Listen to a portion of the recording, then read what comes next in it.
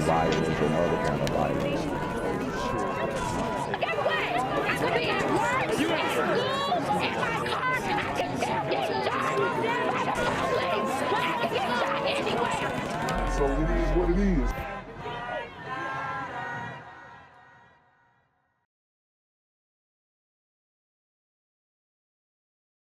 What's good, YouTube? It's a Black Gen Z Mindset. Make sure you go ahead and like, comment, share, subscribe, and let's get into the video. Is WJZ News at 11. Good evening, I'm Kelsey Krishner. Now tonight we are learning more about an attempted carjacking that left a Johns Hopkins surgeon wounded while he was driving to work yesterday. And today a witness who watched the terrifying incident unfold spoke exclusively to WJZ, and WJZ is live. Stetson Miller tells us more about what they saw. Hey, Stetson. Hey, Kelsey, this witness reached out to us after they say they couldn't get through to police. They say they saw this attempted carjacking and shooting happen here yesterday behind me, and they say they saw a man shoot at the doctor more than a dozen times after he tried to drive away. So the first thing that stuck out to me was they said that they couldn't find or reach the police, so they called the news station. That is very odd to me, okay? And we do these stories all the time. They say, hey, reach out to Crime Stoppers if you saw anything, if you heard anything, leave an anonymous tip and whatnot. But you have people trying to call the police or get through to the police and give a anonymous tip, and they're not able to reach the police, so they have to reach out to a news station. That's definitely a little odd to me. Frightening moments in Northeast Baltimore on Friday morning when a Johns Hopkins trauma and acute care surgeon, Dr. Madhu Subramanian, was shot while driving to work. It happened here at this intersection on the 1200 block of East 36th Street around 7 a.m. It appeared to be an accident at first until I literally saw the young gentleman pull his gun out. A witness who asked to remain anonymous told WJZ on Saturday that they saw a black Honda Accord and a black Infiniti try to block in the doctor's car near the intersection.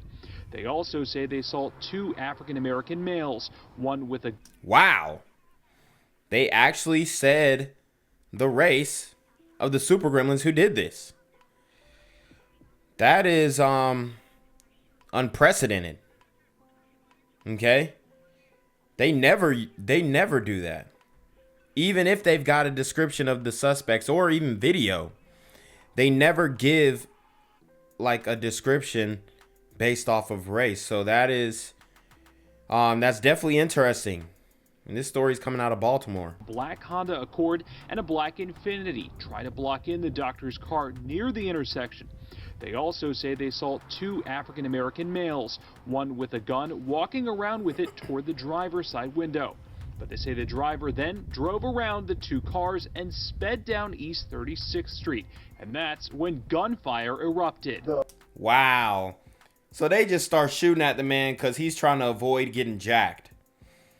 And this kind of reminds me, the way they're talking about it, even like the layout of the street, it reminds me of the Linda Fricky situation that happened in New Orleans, where you have her, she's parked, and then she doesn't notice the super gremlins plotting on her, and they end up doing what they do. Gentleman that was driving stepped out in the middle of the street, opened fire, and shot up, I know, 15 times at this vehicle. Dr. Subramanian was taken to the hospital where he was treated by his own medical team. Johns Hopkins. Wow. So you've got a doctor, and he encounters some super gremlins on demon time, gets injured, and then has to go and be operated on by the team that he works with.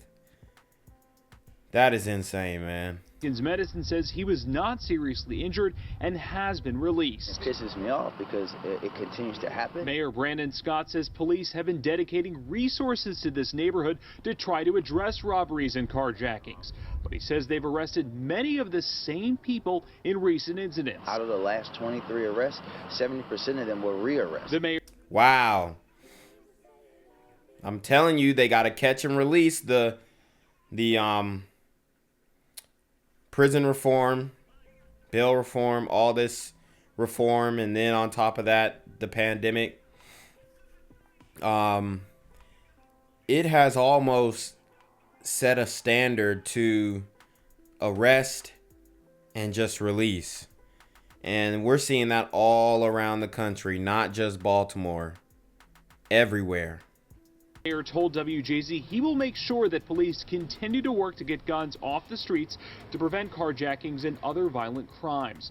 But he says the city also has to focus on other efforts beyond policing. We have to start to think about what we can do to not have us be arresting the same people over and over and over again. Here's a bright idea. Keep them locked up. And if you have any information about what happened here, you're asked to call police or Metro Crime Stoppers. We're live in Northeast Baltimore tonight. Stetson Miller for WJZ. The city of Baltimore closes another violent chapter this weekend, as evidenced just a few moments ago. Over the past 3 days, we've seen a Johns Hopkins doctor shot on his way to work, along with several shootings in neighborhoods across the city. WJZ is live downtown at police headquarters. Christina Mendez is walking us through the cases that remain unsolved. Christina.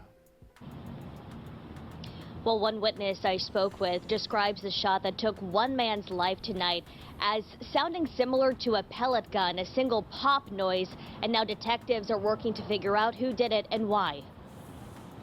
I was outside in a car and I heard just one shot. This is a sound all too familiar for Jerry Johnson. I heard shots all the time. The sobering reality of someone firing a gun in a neighborhood full of families, including young children.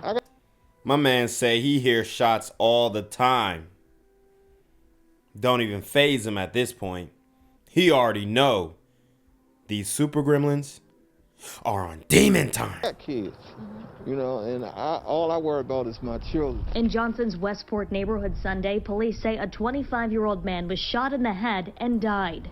A gun there is like having a pair of pants. Across town in the central part of the city, police went to investigate a separate shooting. He says a gun now is like having a pair of pants. But the fact of the matter is, there are a lot of legal firearm owners.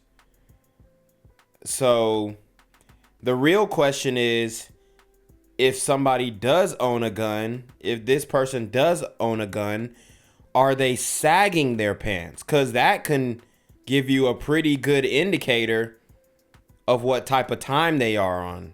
And if they are a gun owner and they're sagging their pants, then most likely they're a super gremlin on demon time. Head and died. A gun there is like having a pair of pants.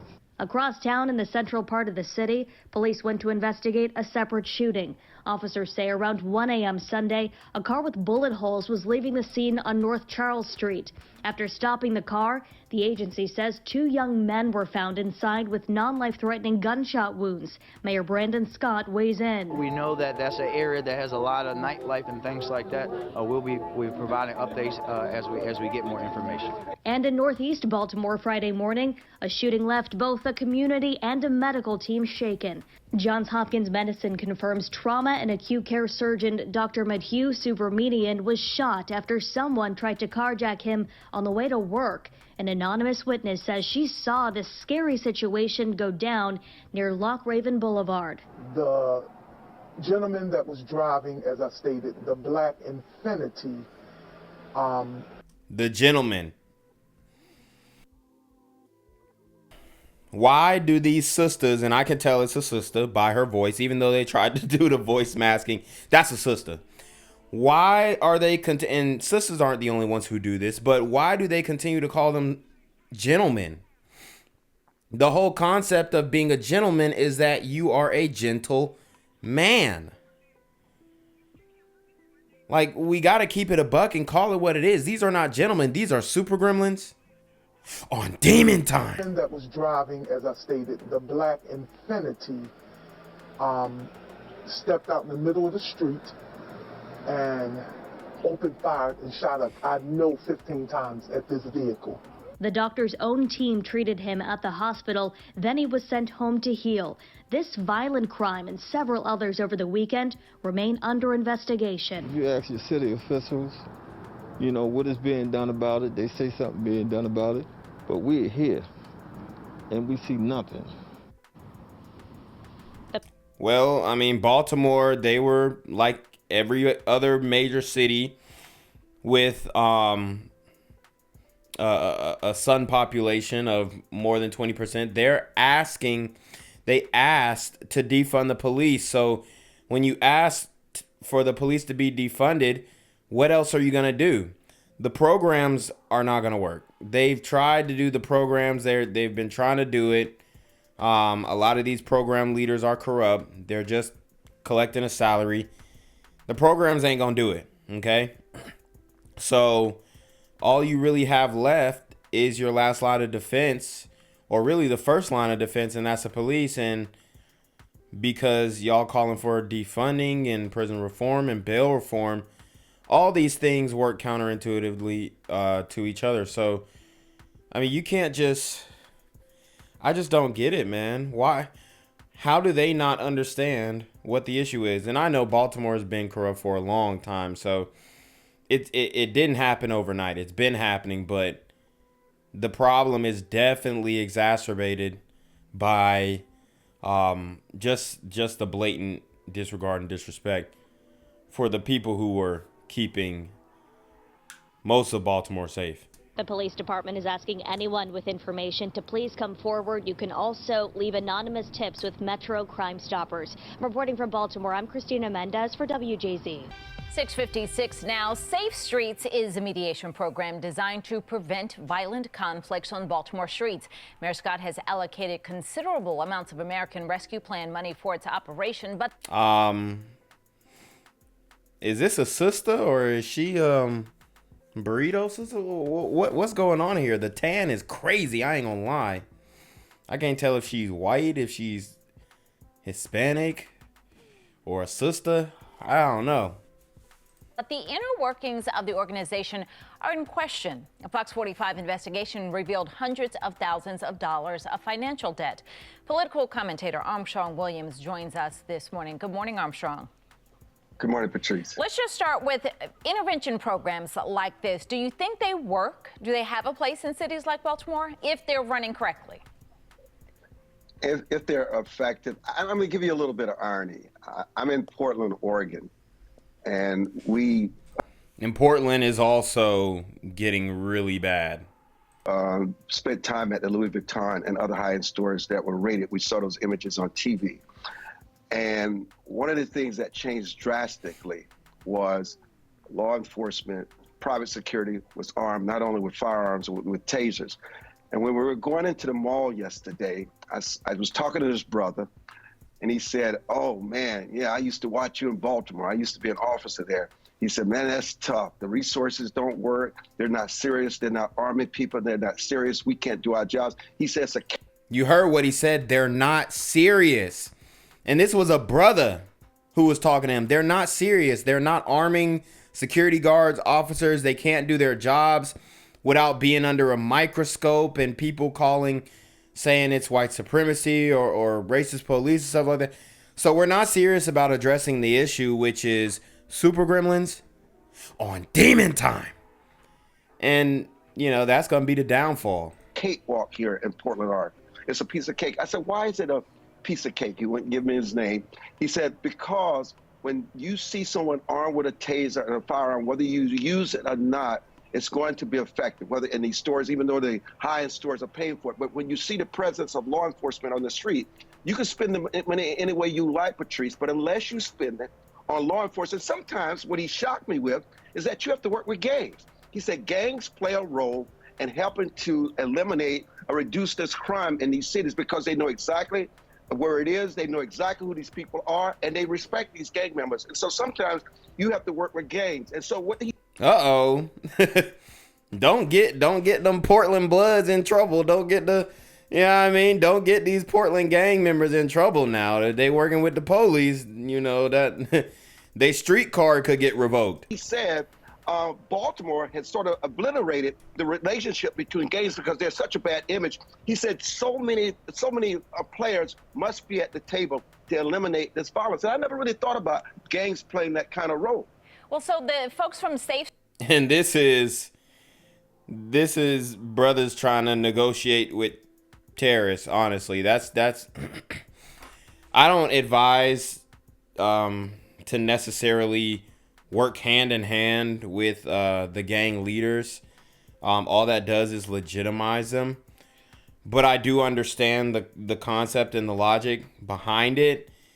It's just that I think ultimately they ain't finna stop nothing. Whatever they feel like has to go down is gonna go down. And then the gang leaders, they can't really stop these young super gremlins. The young super gremlins on their own, they doing whatever. They don't have no OGs. They a OG at 21. Okay?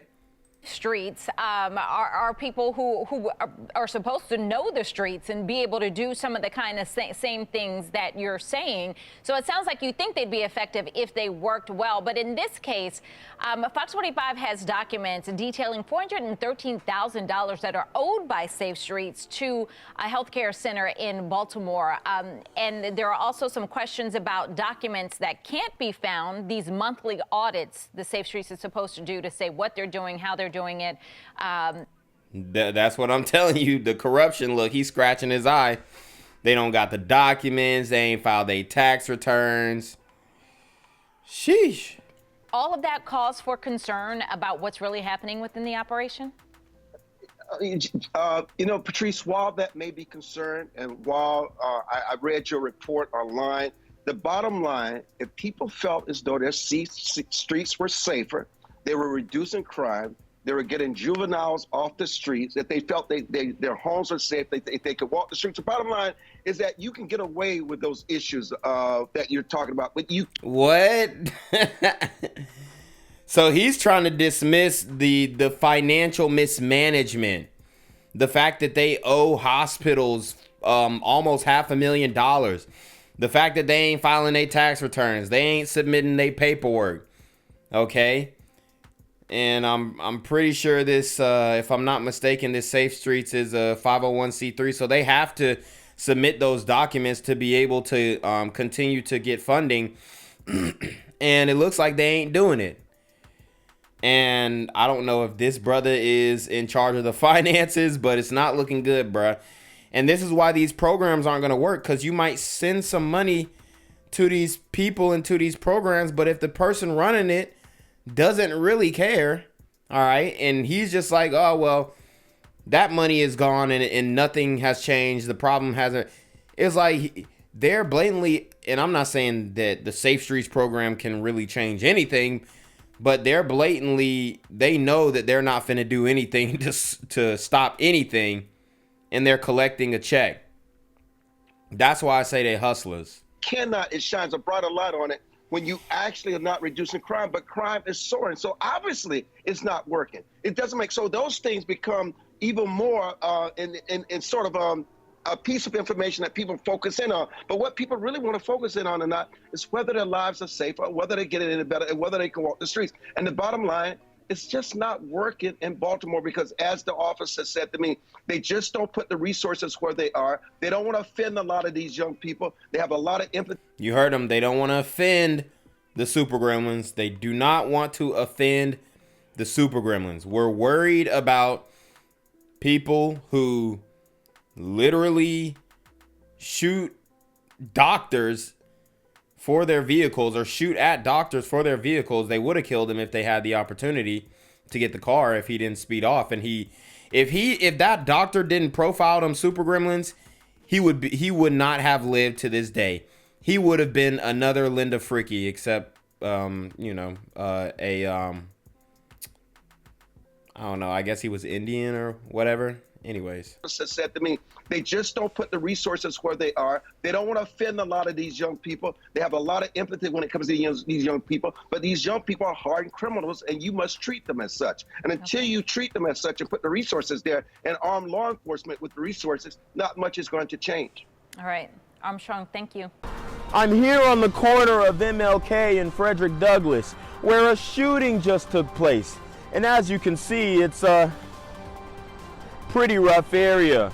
So I'm basically risking my life reporting on this madness. So make sure you do me a favor and hit the subscribe button. Like the video, hell, share the video. And make sure you go ahead and leave a comment down in the comments section to continue the discussion on how we can find solutions to all this son violence in the streets. I'm Jenquavius Jackson, here live, reporting from Atlanta, Georgia, BGZM News 17. All right, guys, so we have an extremely disturbing story here for you guys. I did the story on the brother Gunu who passed away. Not passed away. He was killed by a super gremlin or a few super gremlins on Demon Time. And they robbed him for his chain, robbed him for his watch, and they robbed him for his life. So apparently he had beef in the streets and whatnot, and they killed him. Well, now, as you can, well, I'll show you guys a video. They took his deceased body. No, you did not hear that wrong. They took his deceased body with the family and friends' permission. So we saw when we were watching the video, if you guys have not seen my video on the brother Gunu, I will actually I'll actually show you guys maybe after these the video that I did on him. But in the video, there was a there was an interview with his mother and I believe maybe his sisters or cousins or family members.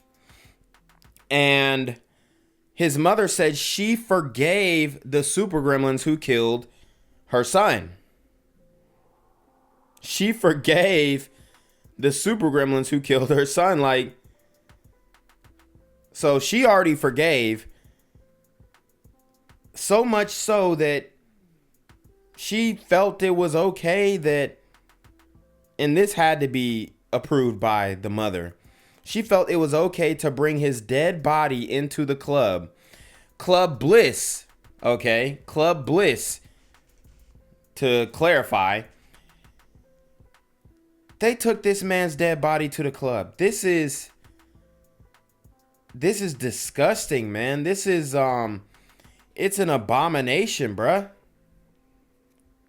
It's embarrassing. This is a strip club, I believe, or some type of situation like that. It's a nightclub, either way, okay?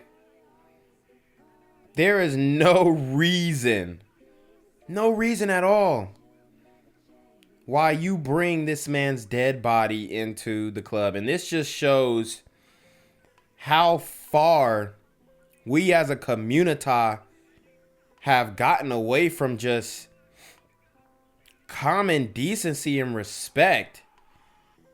It's man, it's appalling, bro. It really is. It's embarrassing, honestly. It's embarrassing, man.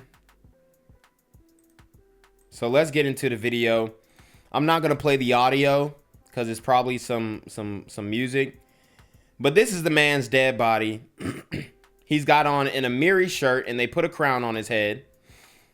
So they got this man's dead body, and I think I do see some stripper poles. So definitely is a strip club. People throwing money. Where do we do this at? Where do we do this at? And everybody in that club is wrong. Wrong as hell. This is despicable, man. This is despicable. I don't give I don't care what folks is trying to say. Oh, well, you know, that's what he wanted. He wanted to go out flying. He wanted to be in the club. I don't care, man. These are some of the death wishes that you don't respect. Okay? Just like when your grandma say, oh, well, don't give me no funeral. I don't need no funeral. I don't want y'all spending money on me. Da da da da da. Dude. What? Who let this go down? The man's dead body. This is like super demonic and disturbing. I can't believe this is where we're at as a community. Well, actually, I can. I can believe it, no doubt. But it's really upsetting. This man is dead, and they got his body in the club, y'all. Lord have mercy. So anyways, these are more angles. And you see some of these people in the comments. He fresh to death. I don't see nothing wrong. When I die, bury me inside the Gucci store. Oh, man. This is embarrassing. So let's hear the commentary from the community. Whoever thought of having Gunu dead body standing up in Bliss gotta be the wildest N-word in the DMV right now. That Gunu-ish is wild. Real Live had the man's dead body at Bliss Nightclub. I don't think Gunu wanted that, y'all. No way y'all think Gunu standing up at Bliss is okay as a funeral. Ain't no way. To be honest, Gunu deserved way better in my opinion. Long live him, though. No way Gunu mama approved that ish. That's so sad and disrespectful. I don't know, bruh.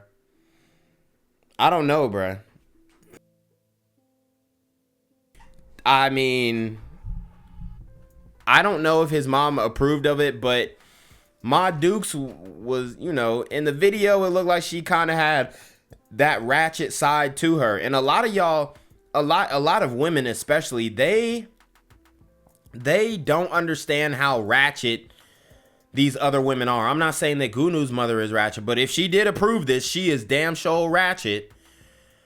But if they did this against her wishes, then there could be a lawsuit. But the funeral home said that they had the approval of friends and family. So I can only assume that from the clip that we saw of her speaking about Gunu, she said she already forgave the killer. So maybe she thought it was okay. Okay. But I think it's disgusting and disturbing and demonic. But this Gunu-ish is very disturbing to say the least. That Gunu vid just confirmed that people really don't fear God anymore.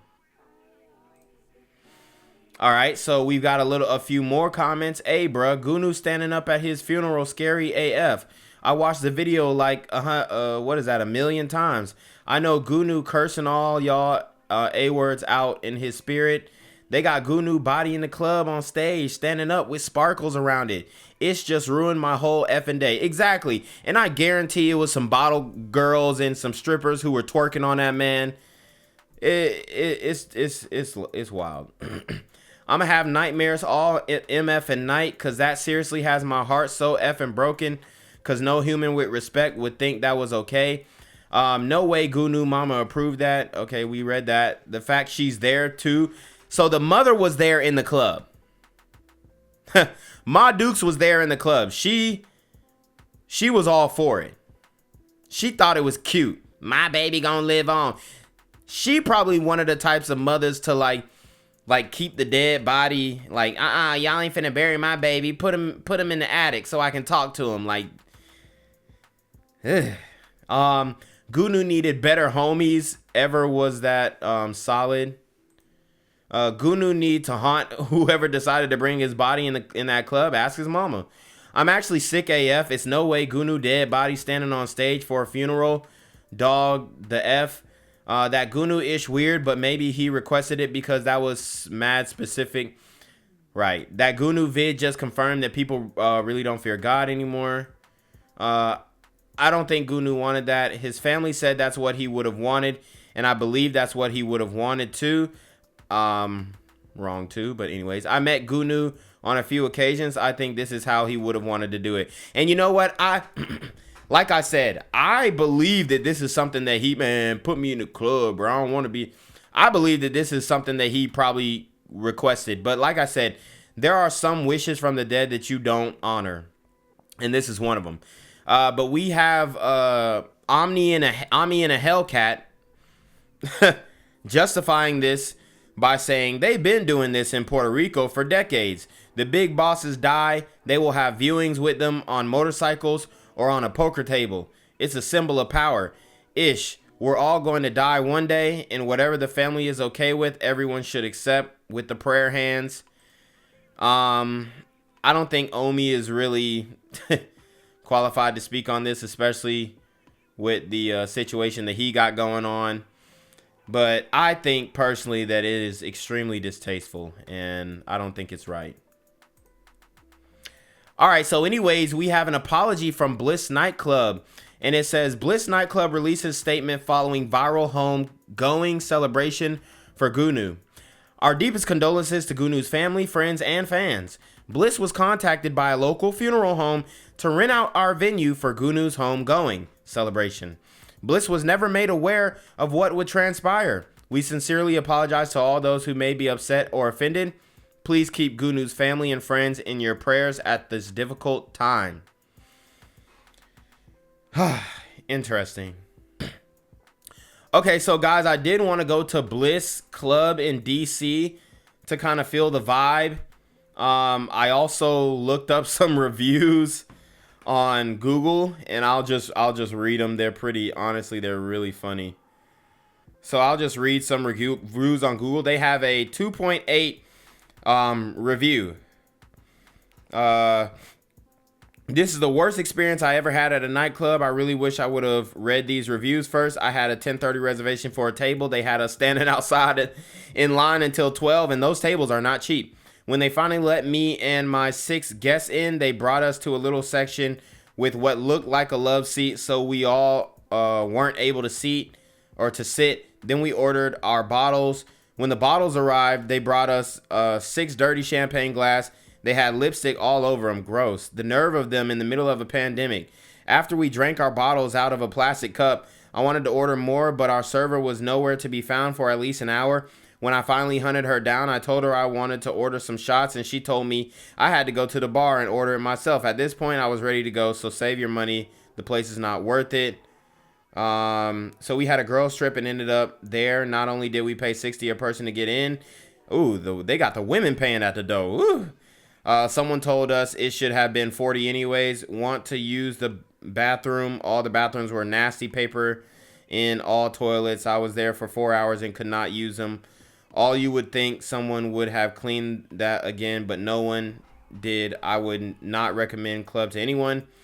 So yeah, they got a lot of bad reviews. A lot of bad reviews, man. Let's see. Yeah, so they got a lot of bad reviews. So this is the reputation that they have. And as you can see, the ratchet promo flyers and stuff like that. I mean, I wouldn't put it past them that they knew what was going on, and this may have been a publicity stunt for them. So anyways, man, RIP to Gunu. I think it's super ratchet that they did this, but I will show you guys the video that I made on him before we get up out of here. All right, guys. So as you can see, here is my video on the Gunu brother, DMV rapper Gunu 64, fatally shot in Prince George's County Friday, and his mother already forgives. All right, so that's the title of the video if you guys want to go check it out. Man, this his whole legacy is it's a weird story, man. But hey, if that's what his wishes were, I mean, that's saying a lot when it comes to the state of the community. Gang violence and other kind of violence. Guess what? I could be at work, at school, in my car, and I can still get shot by the police. I can get shot anywhere. So it is what it is.